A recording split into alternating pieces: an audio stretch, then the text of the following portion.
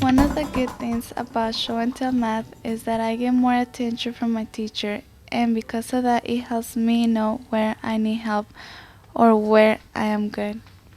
With show and tell math, if I make a mistake at the board, the teacher sees it right away and helps me correct it.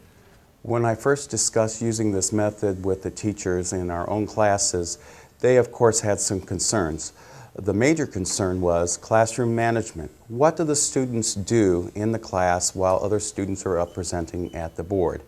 And we've taken care of that by the way we design our classroom, where the teachers sit, where the students sit, and also the type of work that we give them to do during the class.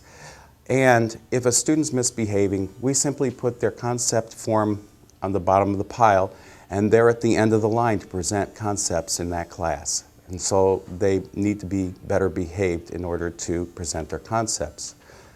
Another thing that teachers were worried about was written tests. Are we really preparing students to go to college if we're not giving them some kind of written test?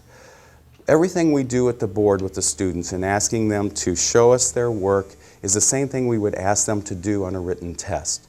And so, especially when we've given our final exams and asked students to do 5 concepts in a row, it's turned out very, very good for them. They show all their work, they're able to do multiple concepts, and that's just like taking a test.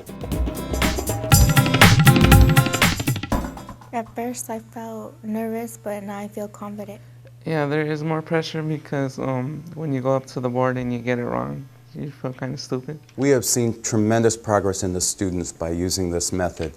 They're much better at taking one concept at a time and learning it in great detail and then going up to the board and presenting it, rather than having us wait until midterm in a semester, giving a test and finding out they don't know how to do it.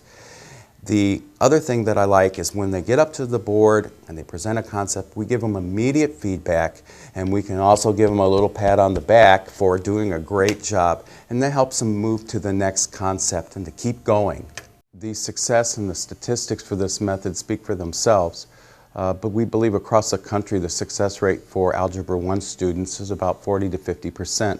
We've managed to double that to about 80 or 90% at our school.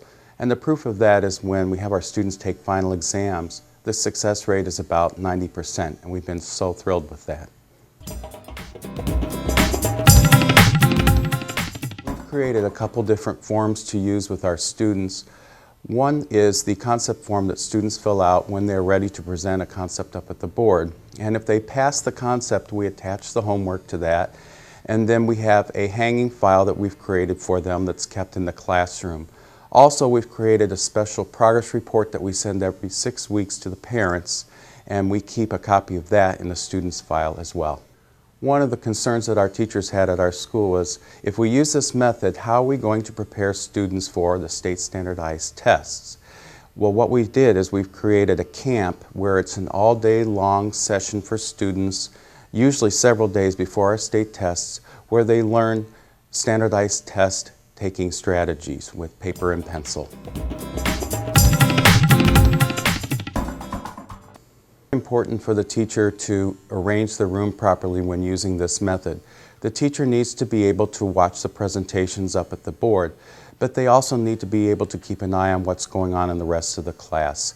We have arranged our seating chart several times, and we've arranged the furniture in the classroom to be able to monitor the students more closely. I don't like people seeing me make mistakes at the board. I prepare when I go to the board so I won't look stupid. If I make a mistake at the board, it makes me look dumber than everyone else. When I think of show and tell math, I think of 3 things. 1, making sure I'm prepared because I'll be in front of others. 2, making sure I show every single step. And 3, being better at math now than I was at my other school. Show and tell math helps me understand better because I'm always on my toes. Well, I have to be.